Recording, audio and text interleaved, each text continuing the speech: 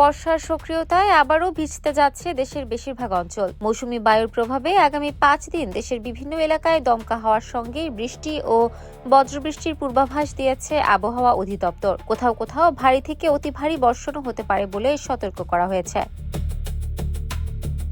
বুধবার 5 আগস্ট সকাল 9টা থেকে পরবর্তী 120 ঘন্টার পূর্বাভাসে আবহাওয়া অধিদপ্তর জানায়, মৌসুমী বায়ু বর্তমানে বাংলাদেশের ওপর সক্রিয় রয়েছে। এর অক্ষের বর্ধিতাংশ রাজস্থান, মধ্যপ্রদেশ, উত্তরপ্রদেশ, বিহার, পশ্চিমবঙ্গ ও বাংলাদেশের উত্তরাঞ্চল হয়ে আসাম পর্যন্ত বিস্তৃত। একই সঙ্গে এর একটি অংশ উত্তর বঙ্গোপসাগর পর্যন্ত প্রসারিত রয়েছে, যেখানে মৌসুমী বায়ু মাঝারি অবস্থায় আছে। পূর্বাভাস অনুযায়ী 5 আগস্ট সকাল 9টা থেকে পরবর্তী 24 ঘন্টায় রংপুর, রাজশাহী, ময়মনসিংহ, ঢাকা, খুলনা, বরিশাল, চট্টগ্রাম ও সিলেট বিভাগের অধিকাংশ স্থানে অস্থায়ীভাবে দমকা হওয়া সহ হালকা থেকে মাঝারি ধরনের বৃষ্টি অথবা বজ্রবৃষ্টি হতে পারে।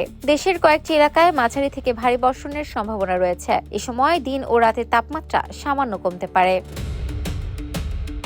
6 আগস্ট আবহাওয়ার একই ধারা বজায় থাকতে পারে। দেশের 8 বিভাগের অধিকাংশ এলাকাতেই বৃষ্টি অথবা বজ্রসহ বৃষ্টির সম্ভাবনা রয়েছে। কোথাও কোথাও ভারী বর্ষণ হতে পারে এবং তাপমাত্রা সামান্য কম থাকতে পারে। 7 আগস্ট দেশের বেশিরভাগ এলাকায় বৃষ্টির প্রবণতা অব্যাহত থাকার সম্ভাবনা রয়েছে।